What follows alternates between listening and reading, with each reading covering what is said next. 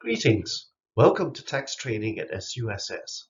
My name is Associate Professor Darren Koh, and I am head of the tax program here at SUSS. What I hope to do here is to introduce you to the wide variety of tax training courses available at SUSS. You can take these courses on their own for continuing education purposes, or stack them up and exit with either a grad certificate in taxation, a graduate diploma in taxation, or even a master of taxation. Tax training at SUSS is not new.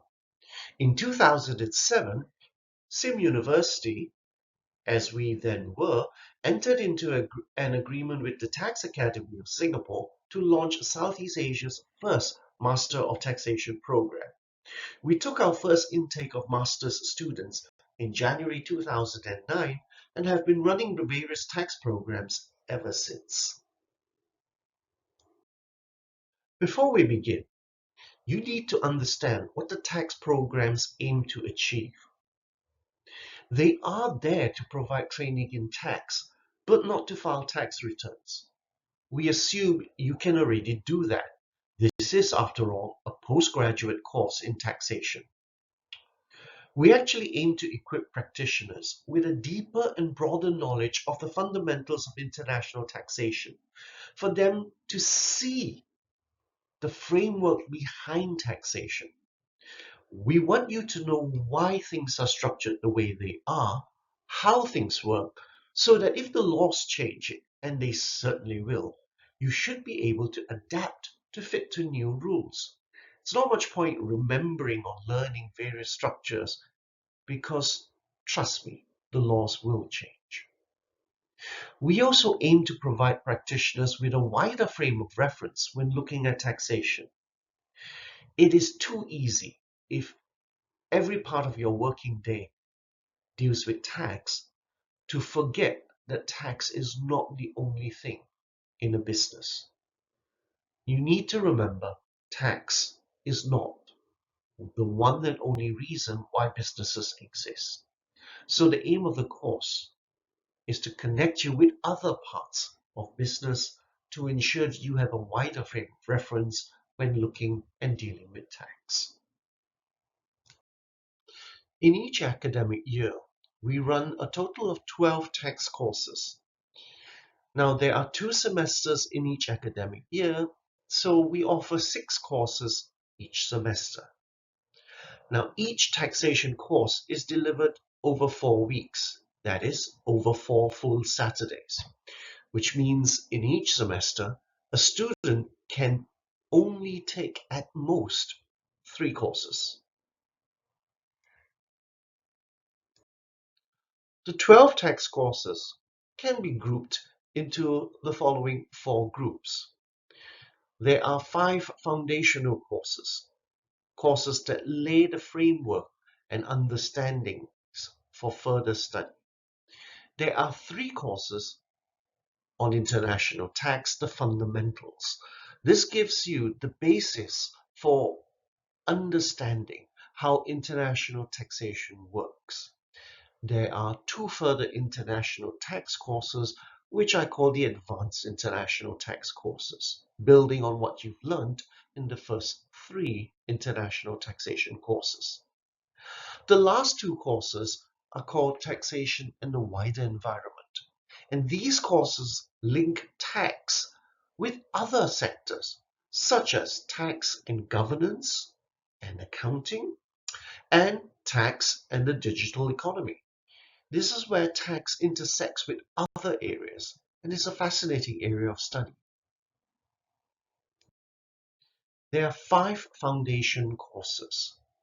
Tax 501 deals with taxation, legal framework, and policy. At the end of the day, advanced taxation is a legal question. The accounting gives us the number.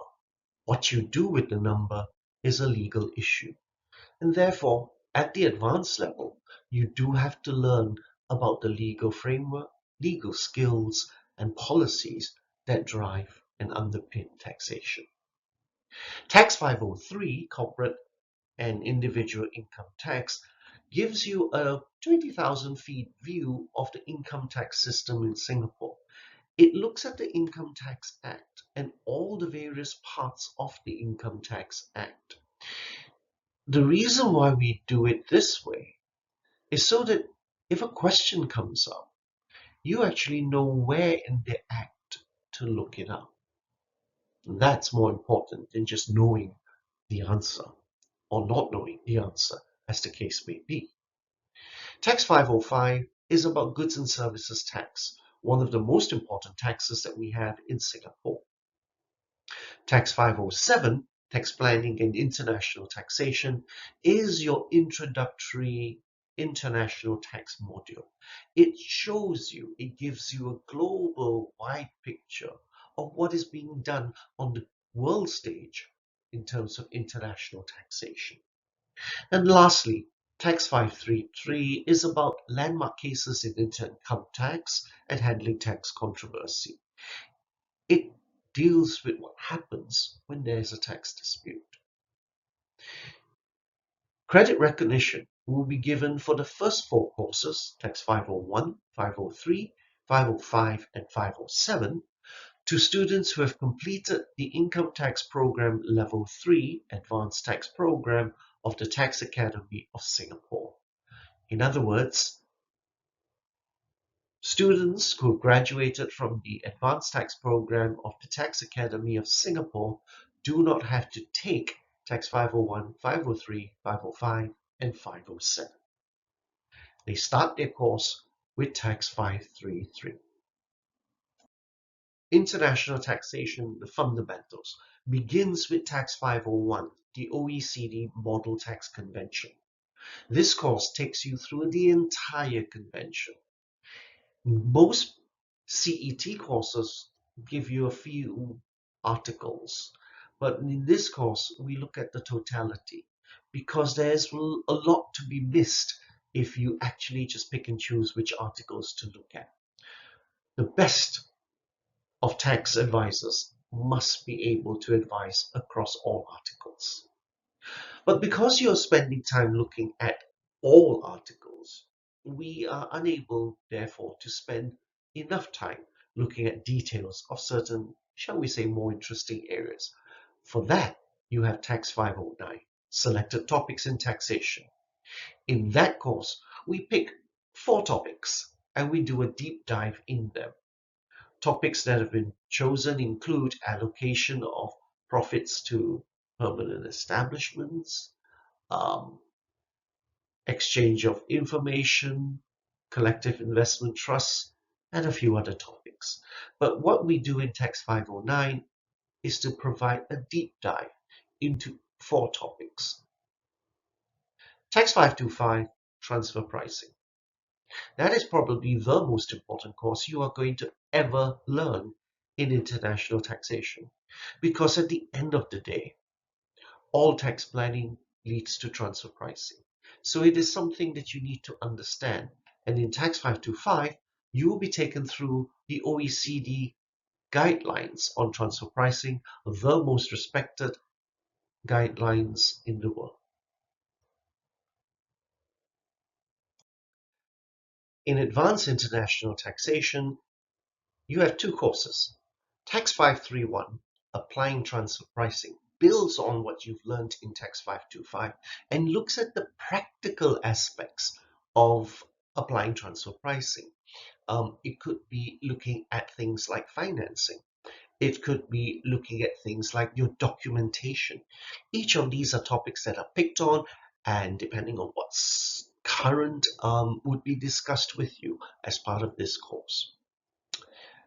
Finally, Tax 523, cross-border tax planning.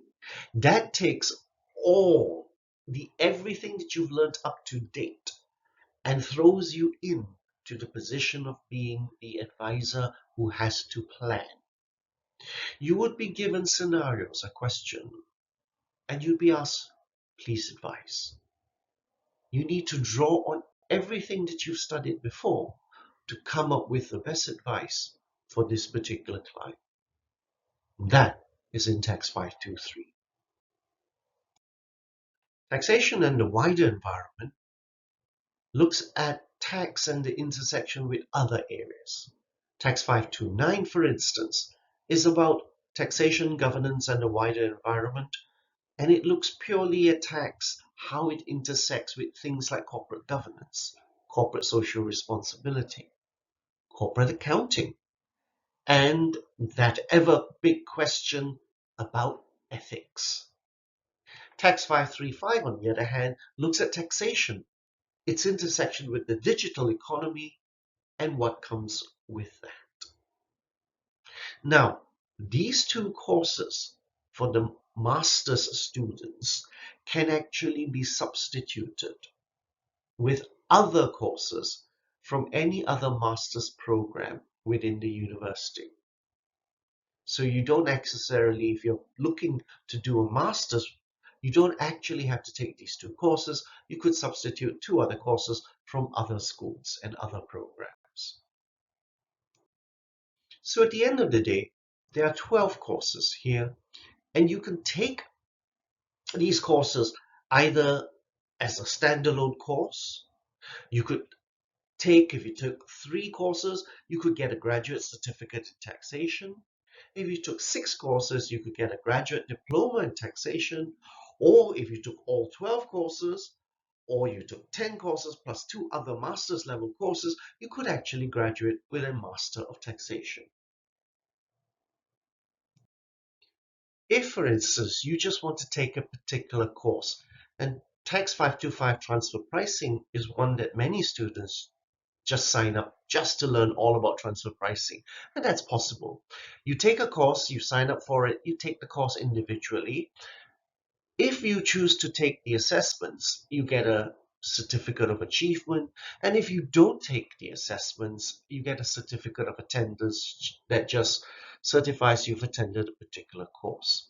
My advice in this case is always take the assessments for a simple reason. The university is going to charge you the same price anyway. If you take the assessments, you get a certificate of achievement, and if your GPA is high enough, you can actually credit that and stack it to the next level of qualification.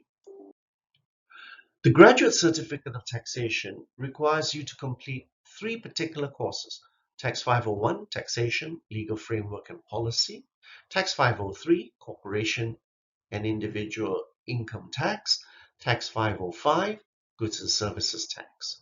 Successful completion of all 3 courses with a cumulative grade point average of at least 2.5 gives you a grad cert of taxation.